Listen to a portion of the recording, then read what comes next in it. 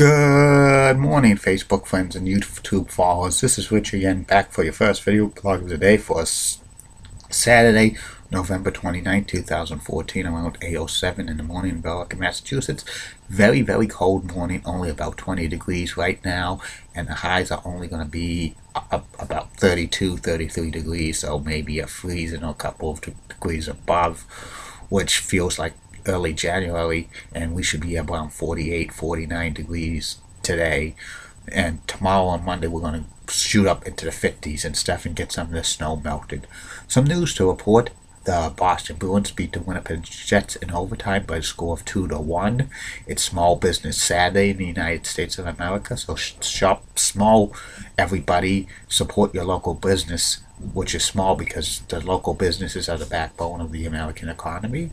And also, the Toronto Blue Jays traded Brett Lavery and two other players to the Oakland A's for third baseman Josh Donaldson, and this is a good move by the Blue Jays. I think they're trying to get competitive in the American League East because that's going to be a tough division this upcoming year.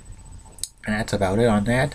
And speaking about Blue Jays, this is my first video subject of the day, the top 10 players in Toronto Blue Jays history.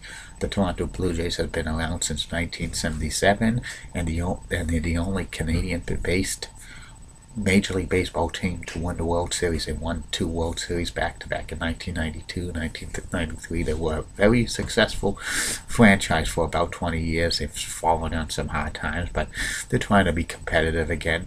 They hold the current record for most consecutive postseasons, missed with 21, but 2015 could be a different story.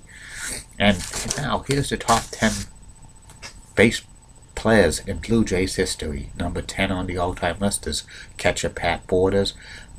Pat batted .256 with 54 home runs, 272 RBIs, and 590 hits in a Blue Jays uniform. He was the 1992 World Series Most Valuable Player. Number 9 on the all-time list of the greatest Blue Jays of all time, outfielder Lloyd Moseby. Lloyd hit .257 with 149 home runs, 651 RBIs, and 1,319 hits, and as a member of the Blue Jays, he played for the Blue Jays for 9 seasons. Number 8 on the all-time list of greatest Blue Jays players of all time, Jesse Barfield, outfielder, .265 average, 179 home runs, 527 RBIs. He had 919 hits in a Blue Jays uniform. He led the American League in home runs with 40 in 1986. Number 7 on the all-time list of greatest Blue Jays of all time, Tony Fernandez, shortstop, .297 career average, 60 home runs, 613 RBIs, 1,583 hits as a member of the Blue Jays. He was an all-star shortstop for the Blue Jays, perennial, was good defensively and stuff like that. He comes in at number 7. Number 6 on the all-time list of greatest Blue Jays players of all time, John Old. John had a career average of .293, 109 home runs, 471 RBIs, and 910 hits as a member of the Blue Jays. He played for them for parts of 8 seasons. He led the American League in batting in 1993 with .363, and he was flirting with .400 until August and stuff, and he wore a helmet while playing the field because in college he suffered a brain aneurysm. He comes in at number 6. Number 5 on the all-time list of greatest Blue Jays players of all time, Roberto Alomar. Roberto played 5 seasons for the Blue Jays.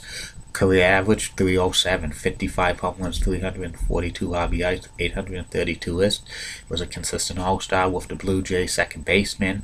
He's the first Blue Jay player to be in Hall of Fame, and the Blue Jays retired as number 12 a few years ago. He comes in at number 5. Number 4 on the all-time list of greatest Blue Jays players of all time, Joe Carter. Joe Carter was an outfielder for the Blue Jays for parts of 8 seasons, .257 career average, 203 home runs, 736 RBIs, 1,051 hits. He made a couple of all-star teams while a member of the Blue Jays, and he hit that game-winning home run to end the World Series in Game 6 of the 1993 World Series. That's one of the top 10 famous home runs of all time. And the Blue Jays announcer who said, Tom Cheek, said, "Touch them all, Joe. You might never hit a home run again." He never did hit a home run like that again, but he's one of the best Blue Jay players of all time. Number 3 on the all-time list of greatest Blue Jay players of all time, George Bell. George Bell had a 286 career average, 202 home runs, 740 RBIs, and 1,294 hits. He played for the Blue Jays for parts of 9 seasons. He's the only Blue Jays player to win the American League Most Valuable Player. He won it in 1987 by beating out Mark McGwire. He had 47 home runs that year. He comes in at number 3. Number 2 on the all-time list of greatest Blue Jays player of all time, outfielder Jose Bautista. He's currently still playing with the team. He's played for the Blue Jays for 7 seasons, 266 career average as a member of Blue Jays, 203 home runs, 518 RBIs, 749 hits. He's a 2-time American League home run hitting champion. 2010 he had 54 home runs, and 2011 he had 43 home runs. He's a very popular baseball player in the American League, and he's going to probably hit more home runs in Blue Jays history if he keeps it up.